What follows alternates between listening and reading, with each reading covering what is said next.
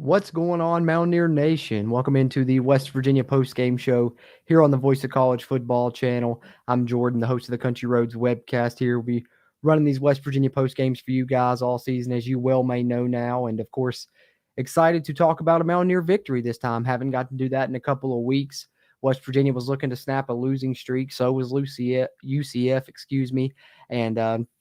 and very, fortunately for us as West Virginia fans, if you're tuning into this as a Mountaineer fan, you're probably happy because West Virginia is the team that is able to snap that losing streak in a very good performance coming out on top of the Knights 41-28. So I really appreciate you guys that are in here with us live. If you are in here with us, drop your thoughts on the game there in the chat. We appreciate those. And going to touch on your all's comments throughout here. And I'm going to get into some of my notes I took from the game and kind of get into the sequence of events here. And be a fun discussion throughout here on this Voice of College Football post-game show.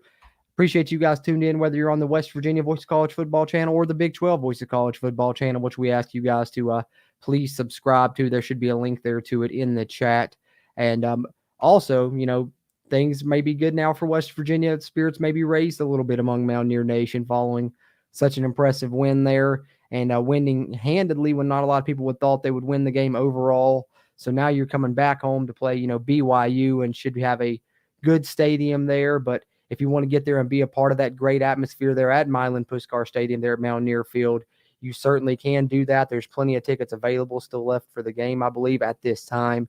And I know a great source where you can find those tickets, and that, of course, is Ticket Smarter, where you can save on your next trip to the big game. You can get $10 off an order of $100 or more by using the promo code BIG, or get $20 off an order of $300 or more using the promo code BIG20.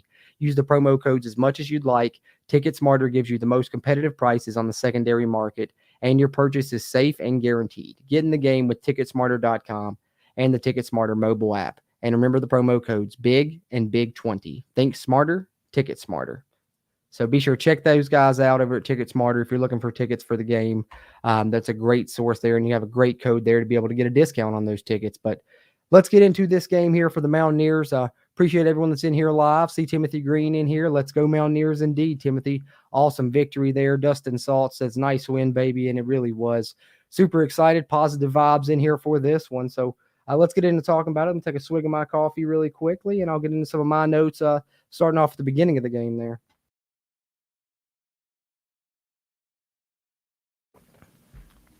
All right.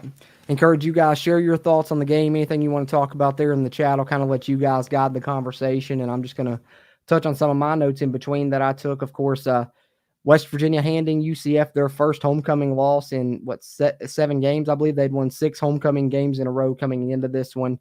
West Virginia coming out on top 41-28 here, and we're going to get into it. So West Virginia, loses the coin toss. UCF wins. They defer to the second half. West Virginia gets the opening gets the opening kickoff, rather. And I think as Mountaineer fans, we were kind of excited and anxious to see that because we know something West Virginia has struggled with recently has been slow starts to games. That's something we've been clamoring for, is to see more fast starts from this team. And I think luckily in this game, we finally get to see that. Excellent first drive for the West Virginia offense. Really from the get-go, they potentially even had a touchdown play drawn up on the very first play. They went a little play action look, and Horton was open deep.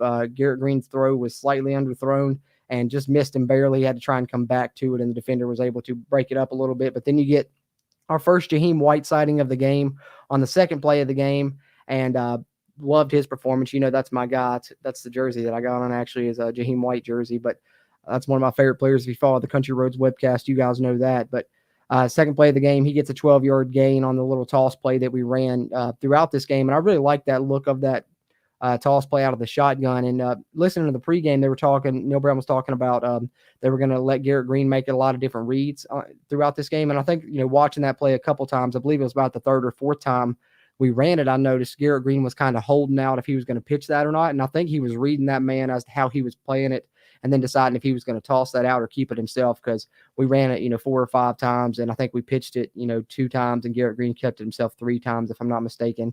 I did like that look, and some of the different play designs we were using in this game. Then you had CJ get into the game on 4th and 1, and he broke off a big run. They really collapsed everything inside, and he was able to bust it outside for a 21-yard gain. And great to see CJ put on the performance he did in this game. A lot of people have been, harping on his performances in recent weeks. And, because of, his struggles, he kind of found his way out of the starting lineup in this game. Justin Johnson got to start, but CJ really bounced back in a big way. I thought starting with that very first run there on that 4th and 1, he really was running, hungry, looked more like the player we saw late last season. I mean, not late last season, but last season than the player we've seen lately, rather. And really had a good game, ended up with over 120 yards rushing in this contest. And so he bounced back in a big way, as, West Virginia did in general. And then following that play, you get the play action rollout pass where Green finds Carter. And that was the first time West Virginia would use that little sail corner route concept that they utilized several times throughout this game. Green would, look to one side and they would get him rolling out the other way. And you got Devin Carter coming on that corner route. And they used it a lot on third down. I think they got at least 3 different third down conversions off of that play. And I thought it was a great design at times when West Virginia had obvious passing downs a lot in this game. They got Garrett Green out on the perimeter. And I thought that was smart because UCF had 2 defensive ends, 2 edge players that were in the top 5 in the Big 12 in sacks. I think Morris Brash led the Big 12 in sacks and was near the top of the country in TFLs as well. And, you saw the one time on a third down that we did try and just straight drop back. Garrett Green was sacked on that play, unfortunately. But I think some of that was due to, Nick Malone being in for Doug Nestor. But he played good, did have that one lone setback there. But other than that, played well. And then following that, that's when Garrett Green would run it in on the next play. And I really liked the design on that play. West Virginia would utilize that some this game where you get Rodney Gallagher III in the orbit motion look, and you kind of get a triple option look out of it because you got the running back coming downhill. Starts off just normal pistol. Here comes Rodney Gallagher coming in the orbit. So then you get the option to hand off to the halfback on, just kind of your typical dive play. Then you would have RG3 as the pitch man there, or Garrett Green to keep it himself, which is what he did there and screamed up the middle for West Virginia's first touchdown of the game. And, I even wrote down in my notes, finally a quick start for West Virginia. Excellent first drive for the West Virginia offense. I wanted to note that here to start off here on their West Virginia post-game show here at the Voice of College Football. But catch up with some of your all's comments before I get into a little bit more of my notes on the game. But appreciate everyone that's in here live. If you are in here live with us, of course, ask that you subscribe to either the West Virginia Voice of College Football channel or the Big 12 Voice of College Football channel, whichever you're tuned into, or both. We'd appreciate that either way. And if you are in here live, or even if you're watching on a playback, do us a favor, give us a thumbs up on this video. Giving us a like will really help not only its performance, but future videos performances here as well. Take a swig of my coffee real quick, and I'll catch up on some of your all's comments here in the chat. And encourage you guys to share your thoughts on the game and West Virginia season moving forward. Are you feeling a little bit better about things? I certainly am now with the way that they performed in this game. I think we finally saw some things break West Virginia's way that haven't been breaking our way. We finally got some of those lucky bounces that have been going against us in recent weeks. And that was great to see, and it really paid off. And I think this West Virginia offense is in a very good spot. And if the defense can continue being opportunistic, it could mean good things for the rest of this season. But we'd love to hear your all's thoughts on the rest of the season now and your thoughts on this game. So drop them in the chat there if you're in here live with us.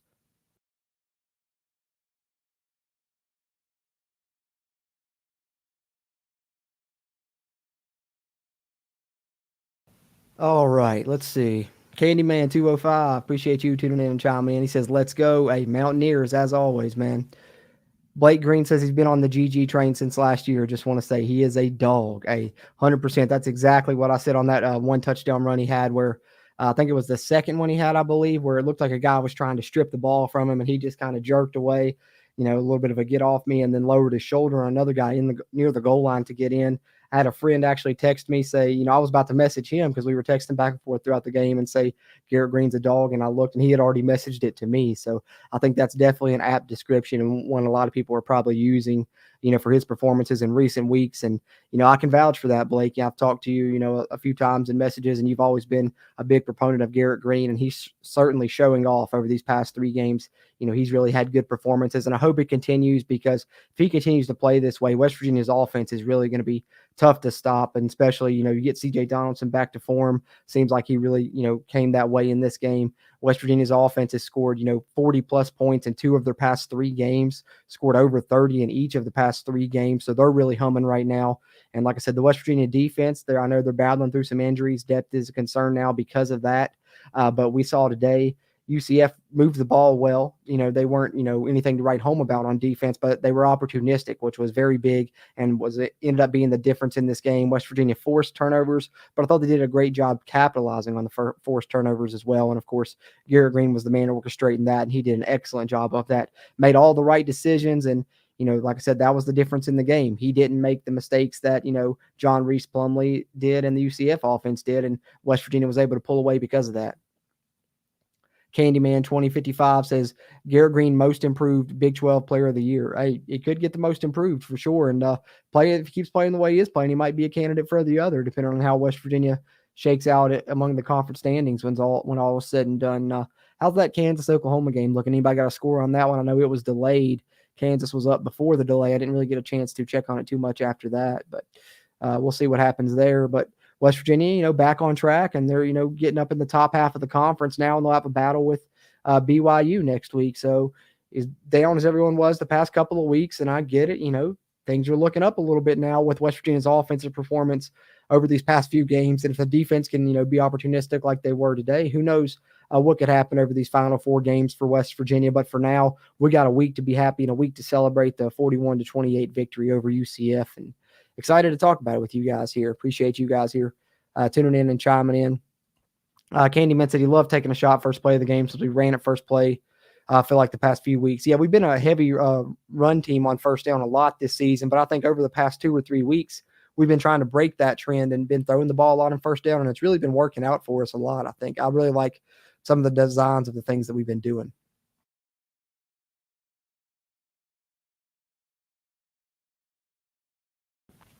They did look good today, G. Smyrna. I agree. I was very impressed, because it was a game that I think a lot of people went into kind of feeling skeptical about how things may turn out. UCF's rushing offense and offense was very explosive on paper heading into it. And, of course, they proved to be that throughout the game. They were tough to slow down. West Virginia's defense didn't do a ton to slow them down. They put together a lot of scoring drives more often than not, but they were opportunistic and forced turnovers. And that's the one thing I mentioned in our preview podcast. I did pick West Virginia to win this game.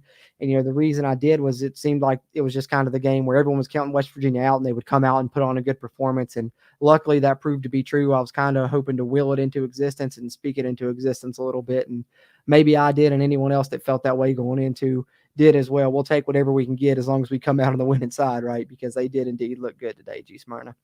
27-26, Oklahoma up on Kansas right now. Appreciate that update, G. Smyrna. Going to have to catch, some of these other college football games whenever we get done here. But definitely this was a fun one, man. I had the feeling it was going to be a shootout after those first few drives, and it kind of went that way. But West Virginia, made the plays, and I think more importantly, they didn't make the mistakes in this game, and that's why they were able to win. We saw West Virginia play a lot more like the team we saw early in the season that, didn't commit, hardly any penalties, took care of the football. And I think, the defense still left something to be desired there. There was still, a problem with missed tackles at times and things, but they certainly improved from what they had shown the past couple of weeks. But I definitely think West Virginia put on a better performance.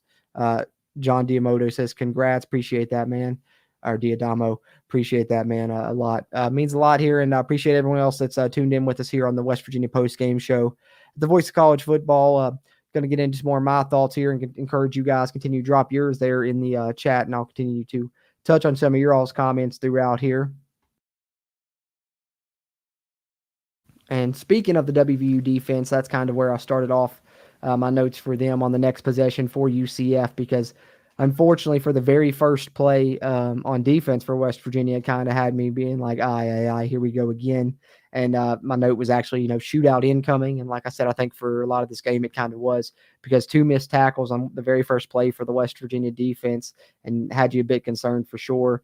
Then on 3rd and long, West Virginia did do a good job to get UCF into 3rd and long on that first possession that they had. Something they didn't do a ton throughout this game, but when they did, they pretty much had positive results for the most part. But unfortunately, this wasn't one of those times. This is when you got Kobe Hudson going up and Moss and the West Virginia safety, Anthony Wilson, for the first touchdown for UCF. West Virginia then would get the ball back. I'm kind of rounding out the first quarter here with the final few things that I've got there. And this is when we hit the RPO play for the first time to Rodney Gallagher III. And I really liked our utilization of that play throughout this game. Because if you noticed, it was really the play that we had been running a lot throughout the season with Cole Taylor, where we kind of have, obviously the read option involved where, Garrett can hand that thing off or potentially run it himself. But out in front of him, he's got what had been throughout this season, Cole Taylor, just out in the flats right there that you can kind of flick it out to really quickly. And West Virginia had success on that throughout this season. But, seemed like the past week or two, teams were really keying on that. So West Virginia, how do they switch it up? They utilize Rodney Gallagher in motion, and he becomes the guy that they're using as the third option on that RPO pass play, and he really had some good plays off of it. On West Virginia's next drive will be the first time that we would use him on that, and he would gain 7 yards, and then followed up later with a 12-yard gain on the same play. I think he would also have a nice jet sweep on that drive. I don't know if I noted that down.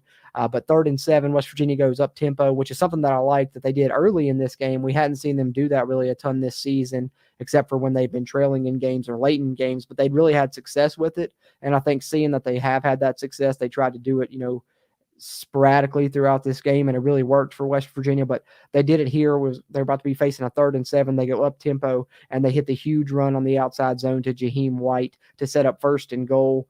And then unfortunately, that's when the Nestor injury would happen. I think that happened on the 3rd down play on 3rd and goal, if I'm not mistaken. West Virginia, was forced to kick a field goal, and Doug Nestor would not return for this game. Have to get an update on his status here in the near future. Hopefully, it's positive news, because it seems like every time West Virginia gets that offensive line close to healthy, somebody else gets, banged up.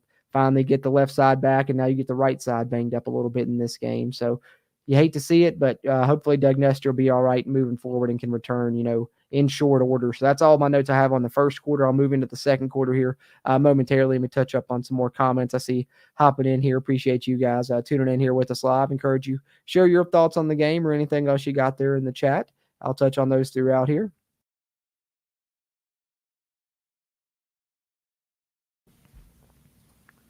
West by God 304 says defense is still going to lose us more games, but it was a good game nonetheless.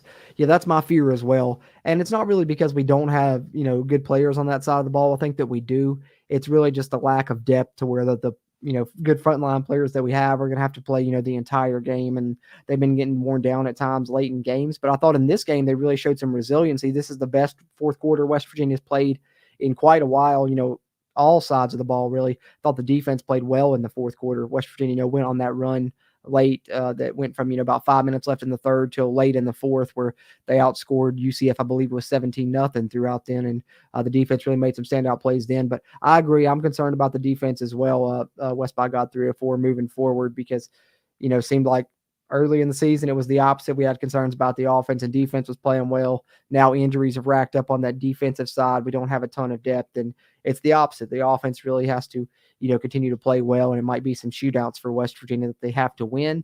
And, luckily, finally, we've shown that we can win one of those shootouts. We've shown that we can play in them in the past couple of weeks against Houston and Oklahoma State, and, be competitive going up into the late portions of those games, but couldn't close out. This game, we play in a shootout and then close it out there in the third and fourth quarter and finally find a way to win. And so now that you get one under your belt, you got to hope that you be able to, repeat that process here over these final 4 games. But I agree, defense is a concern moving forward. But if they're going to struggle the way that it looks like they're going to struggle, slowing teams down yardage-wise and scoring-wise, hopefully they can continue to be opportunistic like they were in this game, because forcing the turnovers was the difference in this one. It really was. Robert Gurney says, great job, watched from Thousand Oaks, California. Appreciate that, Robert Gurney. Yeah, great win. Great win for the Mountaineers.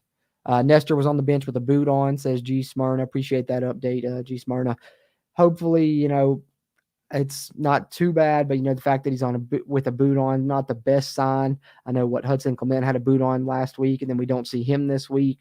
But it also means that it's probably nothing long-term, considering that he was, back on the sidelines and not back in the locker room. So, we'll see how long he remains out. But catch up on some of my notes now that we get into the second quarter here, into the flow of the game, and encourage you guys continue to drop your thoughts in the comments there throughout here on the West Virginia Postgame Show on the Voice of College Football channel. So the Mountaineers defeat the UCF Knights 41-28 here in, what was this, game 8 of the season, right? We got 9, 10, 11, 12 left. Yeah, game 8 of the season.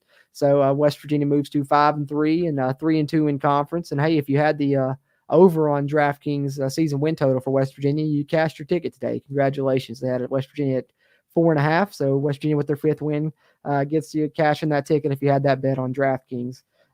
I wouldn't know that personally or anything, But getting into the second quarter here, UCF opens up the quarter with John Rice Plumlee, fourth down conversion run. And then the next play, you get Beanie Bishop, and this is the huge note. I got it circled in here, asterisks, all this stuff in my notes, because this is when I was like, finally, a break for West Virginia, because it's been how many bad breaks, time and time again over the past few weeks, going back to, Houston with, the Hail Mary. But even before then, you can go back to the should have been touchdown pass that could have put West Virginia up double digits, but instead goes out of our arms into the arms of a defender.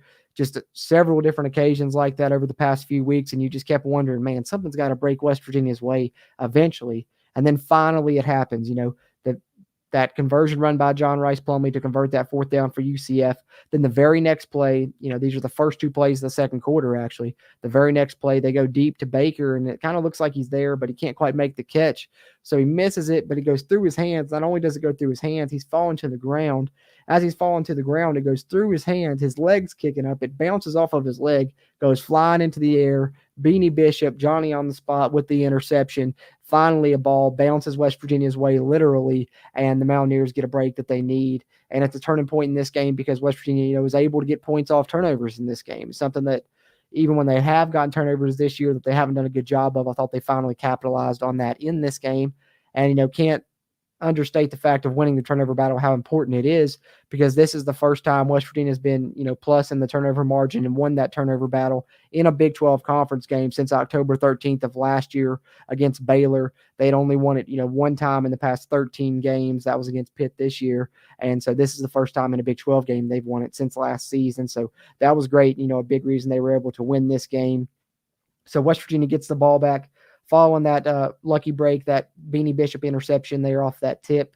And this is when you get another Devin Carter third down conversion. I believe it was on that same concept. They had a couple of those conversions on I talked about, where it was that sail route, corner route, whatever you want to call it. Then you get an RG3 jet sweep run. He was having a great first half at that point. I mentioned him a little bit at that time. Then let's see what else we got. Of course, Malone was in at right tackle for Nestor on this drive, first time that he had been in for the complete drive. Then you get Jaheim White again, back-to-back runs to close the drive on first and goal and second and goal to get West Virginia into the end zone for the touchdown. You get some points off turnovers there for the Mountaineers finally, as I said. Great to see. Then UCF, when they get the ball back, Harvey breaks a long run, puts UCF in the red zone. It was a great response from them to try and get right back into it, and you kind of think that this shootout's going to ensue. And like I said, it indeed did, and it was a fun one to watch. Back-to-back Reese Plumlee runs, and then he's into the end zone for the UCF answer.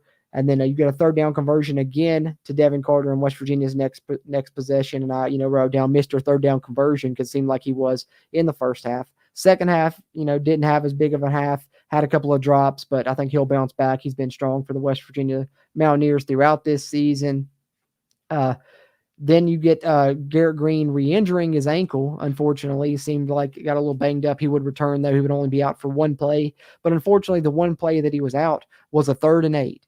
And this is an impactful play and one I've got to talk about because, Jalen Anderson, God love the guy, man. He's just having a rough go right now. We hadn't really seen him.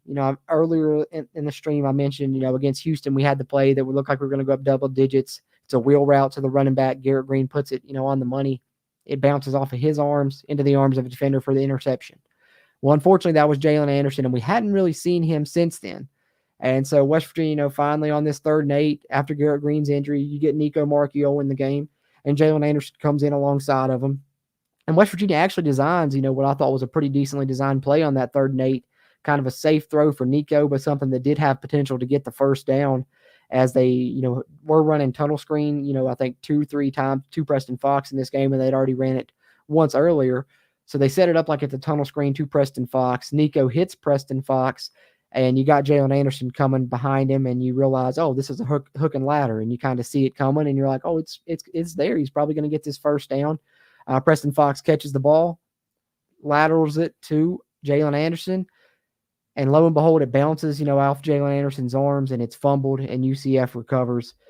And not only are you upset because it looks like we may have the 3rd down conversion, but you're upset because you realize a guy that's been in the doghouse since it happened against Houston and Jalen Anderson may have just, fumbled away literally his final chance. We'll see what happens. I hope not. I hope he gets to bounce back and play more this season. But man, that was rough to see right there, and unfortunately led to a turnover there for the Mountaineers. But then West Virginia, gets a response from their defense. We talked about them being opportunistic throughout this game, and this is one of the first times we'd get to see that because, that could have been a turning point, but the defense goes out, they respond. Eddie V, Steady Eddie, as I like to call him on the Country Roads webcast, gets his arm onto John Reese Plumley as he's trying to throw the football, and it causes, an errant throw. And then, of course, Marcus Floyd picks it off, and West Virginia gets the ball back, and that would kind of be, back and forth for the rest of the half there. That kind of ends my second quarter notes because then that would go into the halftime with the score 17-14, West Virginia taking a lead into the break. UCF getting the ball to start the second half. So that's all the notes I got in the first half. So I just got some second half notes left, and I'll touch up on some of your all's comments here in the meantime and in between time before I get into my notes on the second half. But let me know your all's thoughts on this game for West Virginia, how they played in this one. I appreciate you guys that are in here live on the post-game show here on the West Virginia Voice of College Football channel and on the Big 12 Voice of College Football channel as well. Take a swig of my coffee and catch up on some of your all's comments before we get into the second half here of the game.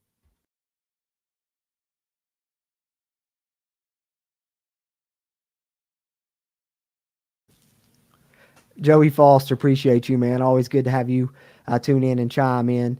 The great Joey Foster says, how many of you were like me and still nervous with 5 minutes to go and ahead by 20?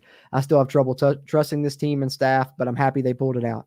Yeah, man, I agree. And I think it's just a West Virginia fan in us more than anything, how much we've, suffered through heartbreak, recent weeks. And, just in general as fans, count it time and time again that it seems like we've been cursed. We've talked about that a lot.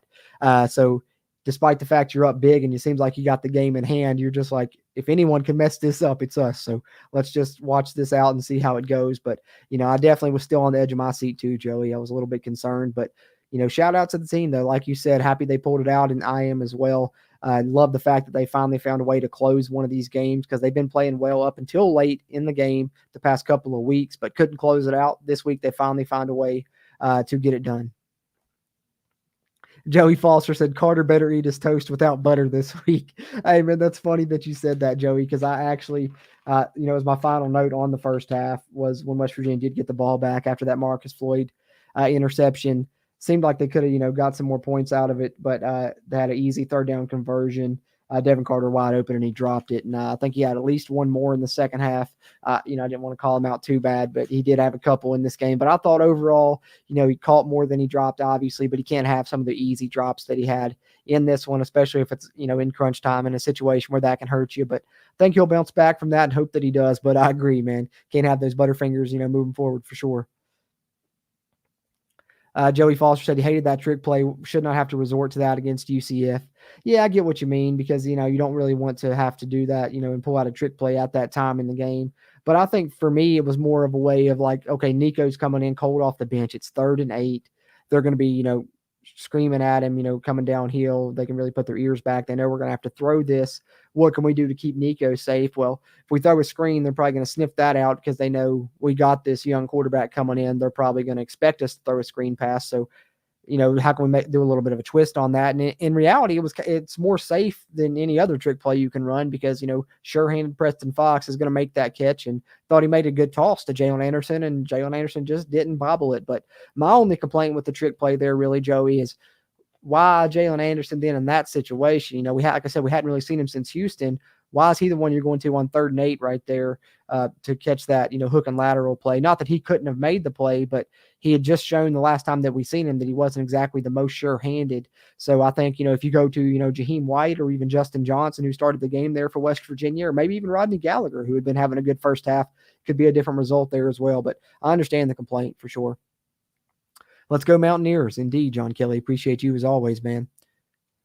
G. Smarna with a great point here. Said he was happy they kicked out of the end zone most of the time. I was as well. I think we had touchback on pretty much every kick except for maybe one. I think I saw Harvey get one run back, I think. But for the most part, they were booting touchbacks out there, and that was great to see. So I think special teams, bounced back for West Virginia in this game, played well. Michael Hayes made all of his kicks. Oliver Straw pinned at least one inside the 20 that I know of. So, all in all, it was a pretty, strong team performance for West Virginia. I know the defense didn't play their best game, obviously. But you also got to take into account how good this UCF offense is. I think they're going to move the ball on everyone they play.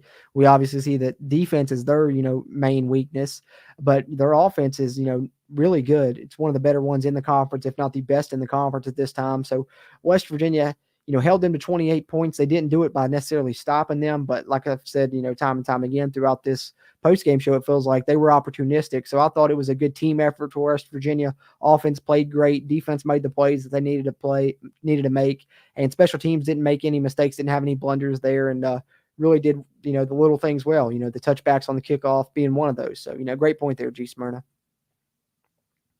Eric says, Jaheim White looks good. What's going on, Dad? Appreciate you being here, man. He says, Jaheim White looks good. Hey, I love talking about Jaheim White. That's my guy. I got the 22 on right now, the Jaheim White jersey. That's my favorite player on the team. You guys that follow the Country Roads webcast know that. I've raved about him since, he came back in way back in signing day when I heard Jed Drenning, comparing to Steve Slayton. I was already, foaming at the mouth when he was coming in, seeing some of his high school stats from his senior season.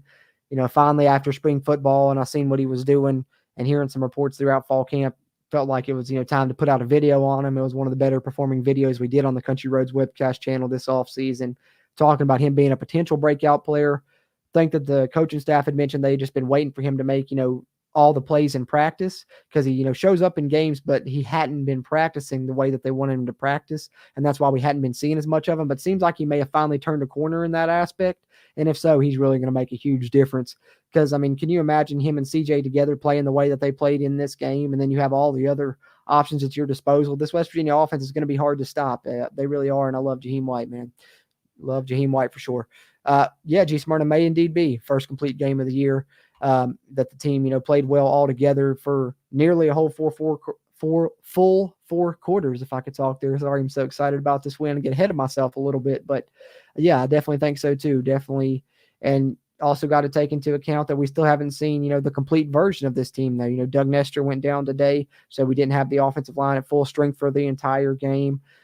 Still a lot of things in a lot of areas where this team could be even better than what they're showing. And, that's, shows the potential, I guess you can say, because you win this game by double digits and you're missing a lot of people on defense with injury, and you suffered some injuries on offense as well. And everyone still played together and came out and really proved a lot of people wrong, including, Vegas. I think UCF was favored by 7. ESPN, FBI had them, 70% chance to win. So not a lot of people were counting on West Virginia to come out and play well in this game, and they really showed up and showed out, and they were super resilient, something they've showed to be throughout this whole season, and definitely all played together, G Smyrna. I would agree with that comment. So let me get into my second half thoughts here. Going to encourage you guys continue to drop your thoughts on the game in the comments there in the chat, touch on them throughout, or anything else you want to talk about there before we get ready to close out here before too much longer. I'm going to get into my thoughts on the second half here. Got some notes on the third quarter, then some notes on the fourth quarter, but I'll touch on your all's comments in between here. Appreciate you guys tuning in to the West Virginia post-game show here on the Voice of College Football channel, simulcasting on both the West Virginia and Big 12 channels.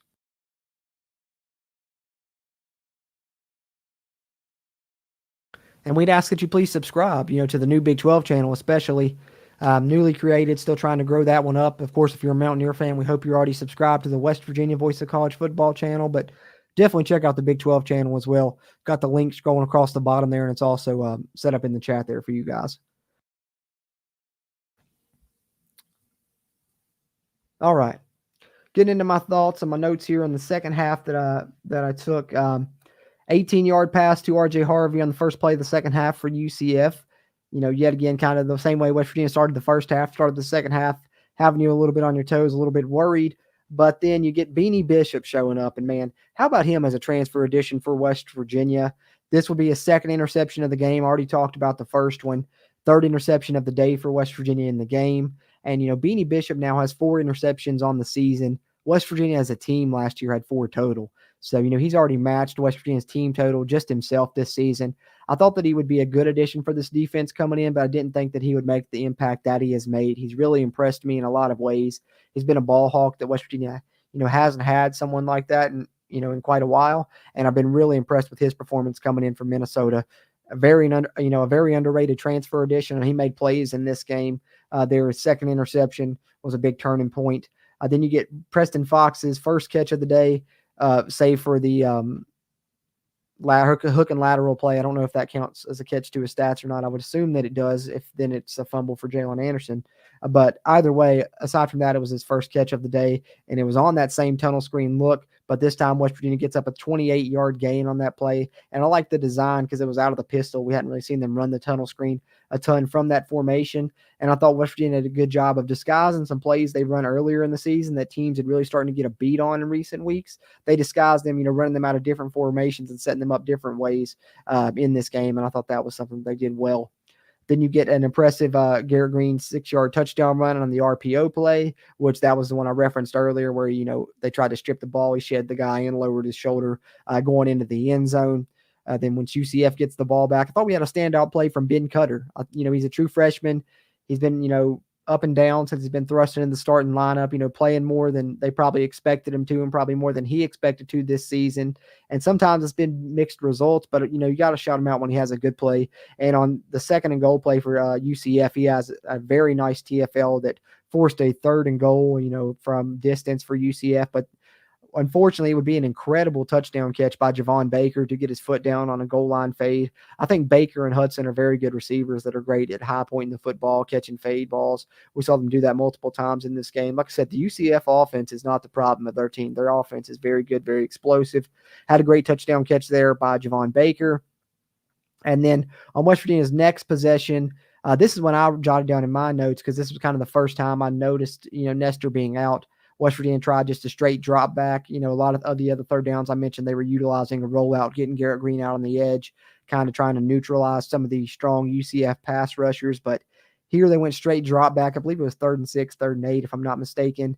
And UCF only brought 3, but they beat the right tackle there. And Garrett Green got sacked on 3rd and long, and West Virginia was forced to punt. And I put in my notes, could this be the turning point in the game? Because I thought that was a point where UCF could then go down and score, and they would be the team, playing out in front, whereas West Virginia had the lead, since halftime and was really, controlling the game for a lot of this thing. I feared that could be the turning point. So, you needed West Virginia defense to make a play from that point, and, man, they made a big one after that when UCF got the ball back. You wondered if it would be a turning point where UCF could take control. Instead, West Virginia makes a huge play on defense. They send Lee Koba coming after the quarterback. He puts on an incredible hit on Rice Plumlee. Very tough, forces the ball out. And then not John Thornton, the son of John Thornton, actually, legacy player for the Mountaineers. Jalen Thornton's there to recover the fumble. So instead of it being a turning point advantage UCF, it's turning point, sudden change right back to West Virginia. They force a turnover. Lee Koba coming in with the sack and the fumble with Thornton on the recovery. And then I mentioned, West Virginia having some different looks for some plays that they'd used throughout this season. And on West Virginia's possession, as soon as they get that turnover there, the first play that they run is something that in recent weeks I've been calling out when they were about to run it because they would go 5 wide. And, almost any time we went 5 wide, oh, here comes that quarterback draw. Well, in this one, they don't run it out of 5 wide. I believe it was out of the shotgun or the pistol. CJ was behind or beside of Garrett, and they really made it look truly like a pass because you're leaking CJ out the middle and everything. So it was a different design for West Virginia's quarterback draw, and the way that they disguised it there and dressed it up really paid off. Getting an explosive gain for Garrett Green, 21 yards down to the 5-yard line, and then CJ runs it into inches of the goal line on the final play of the third quarter, and then on the next as the fourth quarter starts, Garrett Green on a bootleg runs it in. Gave me, Jeff Hostetler vibes on that bootleg, running it in on that one to start the fourth quarter. So those are my notes to start the second half from the third quarter. All we got left is my notes on the fourth quarter. So encourage you guys, drop your thoughts there in the chat one more time. Share them here before we get ready to close up shop here on this West Virginia postgame show on the Voice of College Football channel. Encourage you guys, share yours in there. I'll touch on your alls a couple more times here before we close out, but appreciate everyone that has tuned in here live with us, whether you're tuned into the West Virginia channel or the Big 12 channel. Ask you, before you head out, if you're watching it live or if you're watching on a playback, be sure to hit the thumbs up button. It really helps a ton with the YouTube algorithm and things. And if you're a West Virginia fan or a Big 12 fan, be sure and subscribe to either one of the Voice of College Football channels there, the West Virginia or the Big 12. We really appreciate that. It helps us a ton. Take a swig of my coffee, and then I will get through the last leg of my notes here, the fourth quarter, and touch on any more comments you all got in the chat, and we'll get ready to close up shop here. Get back to letting you guys watch some of the final, few games of college football. You get the 3:30 games and the nightcap games, of course, coming up, and I'm sure everyone wants to tune into those. So we'll let you guys get to those here before too much longer. But take a swig of my coffee and I'll wrap up my notes here. And I want to hear your all's thoughts, though. Drop your thoughts in on how you felt about West Virginia's performance in this game and the future of the season now moving forward.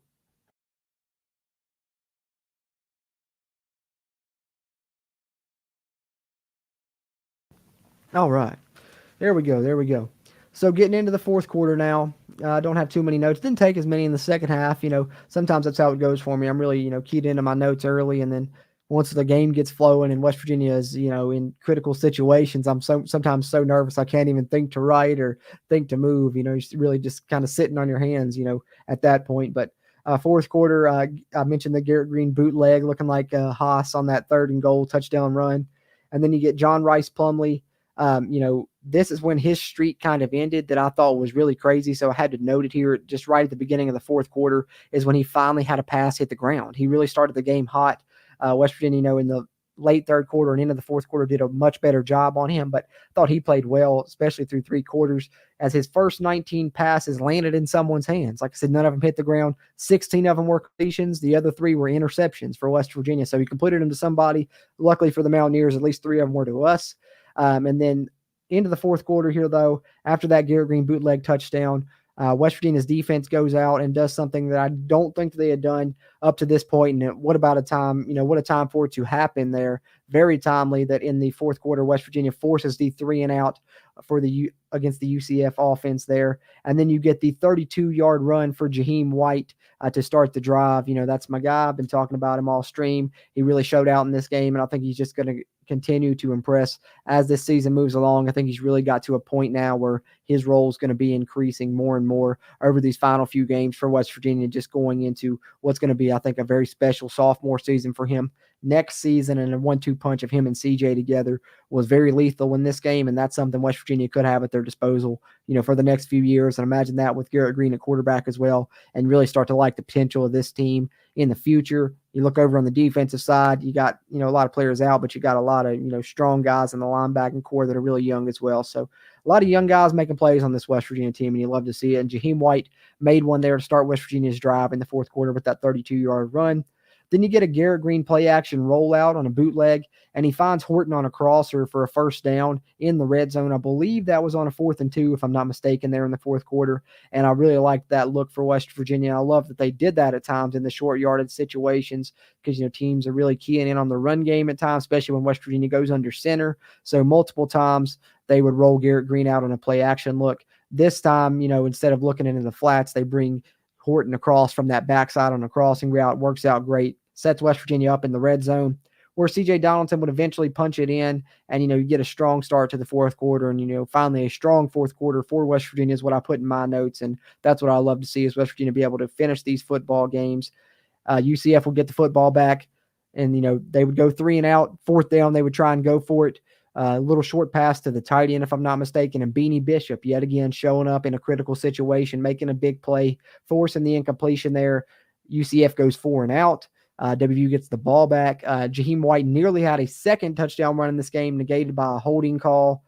Then, of course, you would get the other Devin Carter drop that I talked about here in the second half on 3rd and 14. West Virginia would settle for a field goal, but Michael Hayes would, of course, convert that field goal as he did all game. And then the final note that I had that was very impressive was how about CJ? The game's pretty much settled, but he's still running strong, and that's what you'd like to see, him bouncing back from this, performance where it was the first game he didn't start this season. You were wondering how he would respond to that, and he responded in a big way, over 120 yards rushing. And this final run that I have noted here, maybe one of the most impressive of the day, carrying defenders on his back literally all the way down to the 10-yard line for a 32-yard gain there to finish out his day and really kind of complete things for West Virginia. They would be able to kneel down not long thereafter and close out the 41-28 win over UCF that we got to see in this football game. Great to see if you're a Mountaineer fan. Like I said, West Virginia moved to 5-3 overall in the season, 3-2 in Big 12 conference play, and finally snapped their losing streak.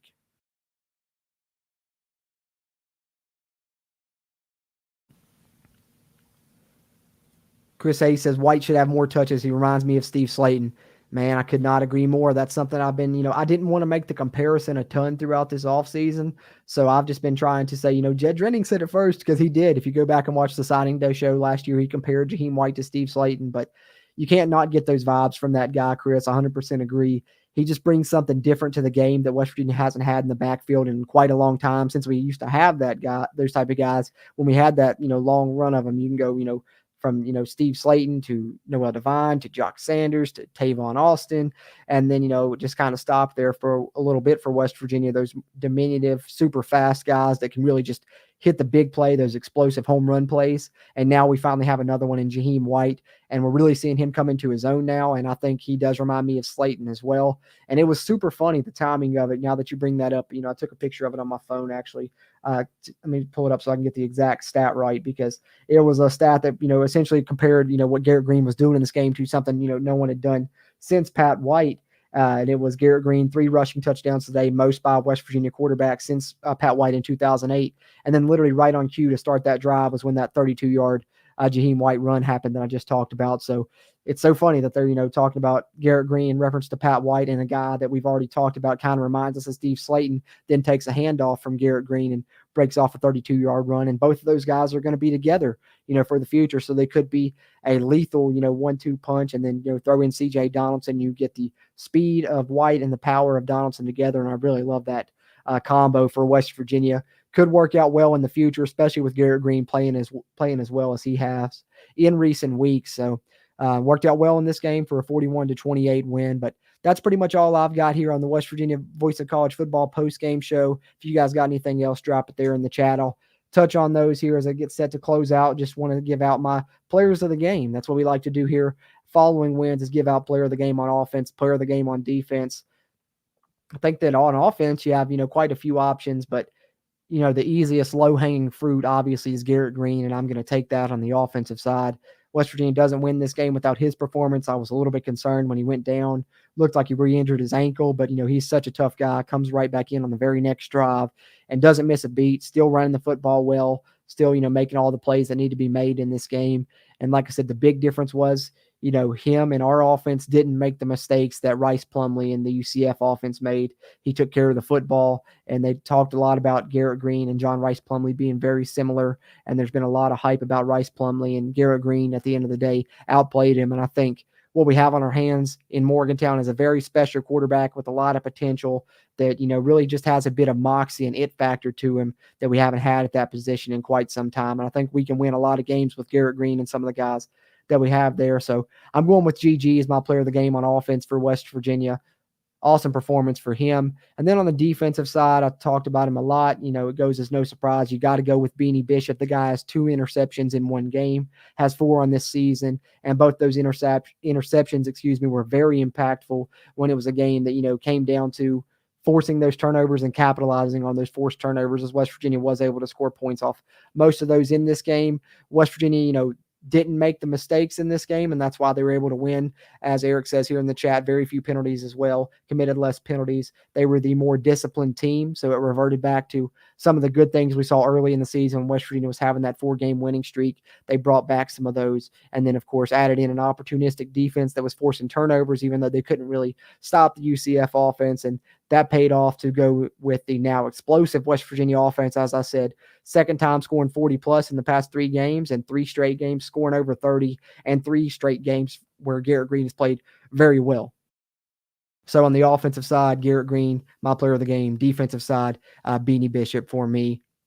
And then definitely a great shout out here, John Cunningham. And I'm glad you brought that up, because I literally mentally noted that when it happened that he's not going to be my player of the game on offense, but I should bring that up. And I got into player of the games there, and, flowing through everything here on the post-game show, and completely let it slip my mind. So, look at you, Johnny, on the spot, literally there, John, coming through. It says Remick needs some kind of game award for that fumble recovery. Absolutely. I mentioned the tunnel screen that West Virginia ran a couple times in this game to Preston Fox.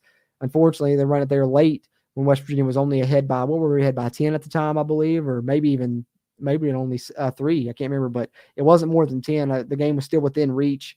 We're driving in the red zone, set up that screen to Fox, and takes a hard hit. The ball gets coughed up, and there's 2 or 3 UCF guys around and only one Mountaineer, but the one Mountaineer right there was, had to give him a high awareness rating on, NCAA football when it comes out next year. Give Tomas Remick, an awareness rating in the 90s because he was certainly aware there and dove on that football. So he might not be the player of the game, but he certainly deserves, an honorable mention for sure, John Cunningham, because that was a big play to recover, what could have been a turnover there for the Mountaineers. Definitely one of the best plays of the game, as you said there as well. And John Kelly, shout out to Nick Malone. As he says, the native from Morgantown played well filling in for Nestor at right tackle. For sure, Nick Malone has been, a big part of West Virginia's success on offense this season. He's been the one lineman that's been the reserve player. He's came in when they went unbalanced. And when they have needed him at this season, he's really performed well. He played left tackle when Wyatt Milam was injured. And, the offensive line still, played adamantly and did well in pass protection in most situations. And same thing here in this game against UCF. He really, fills in at right tackle this time, and the offensive line, puts forth another valiant effort, does an incredible job running the football, over 200 yards rushing. West Virginia, remains nearly unbeatable when they do that. Only one loss ever in the Neil Brown era when they run for over 200 yards. Unfortunately, that was last week against Oklahoma State. But, of course, run blocking was great. Pass protection has been wonderful for West Virginia all season, was great again in this game, save for that one snafu that I mentioned earlier. I certainly thought Nick Malone held his own filling in there for Doug Nestor. And hopefully we get good news on the Doug Nestor injury. I'm sure hopefully the coaches had an update on that in their post-game press conferences, which I'm going to hop off here and get ready to go check those out now. I'm sure you guys probably want to too if you haven't got a chance to check out any of the post-game, press conferences from the Mountaineers. And I'm sure you guys want to get into watching some college football here throughout the remainder of your Saturday. And we can enjoy it as Mountaineer fans. It's always a little bit more enjoyable and easier to watch things when your team comes out on the winning side. And so glad to see West Virginia finally do that, snap their 2-game losing streak, get the 41-28 win over UCF to move to 5-3 overall on the 2023 season and 3-2 in Big 12 conference play with 4 games left. And they're back at home, taking on BYU next week. So should be a fun one there, and looking forward to that one. And we'll be back here with you guys following its conclusion to talk here on the Voice of College Football post-game show here on the West Virginia channel and the Big 12 College Football channel as well. Be sure to subscribe to us here if you haven't already. If you want to check out me and some more of our content that we put out on in regards to Mountaineer sports, we cover West Virginia football and basketball over on the Country Roads webcast. Find us here on YouTube, subscribe to us, and you can check us out on any podcast platform as well. But it's going to be a fun day, to watch some more college football, and we should be able to enjoy it and be joyous in doing so because West Virginia wins this football game. Big win over UCF, 41-28, double-digit victory on the road for the Mountaineers. I'm excited. I'm sure you all are as well. So hopefully more positivity brewing throughout the fan base coming this week as West Virginia gets set to hopefully, they're off of a losing streak. Now they can win another game and get back on another winning streak. We saw them have one earlier in the season. Hopefully we got another one coming and can have a strong close to the season. For now, we get to celebrate this victory, 41-28 over the UCF Knights. Appreciate everyone that tuned in here to the West Virginia post-game show on the Voice of College Football channel. As always, I'm Jordan Cruz, and until next time, let's go Mountaineers.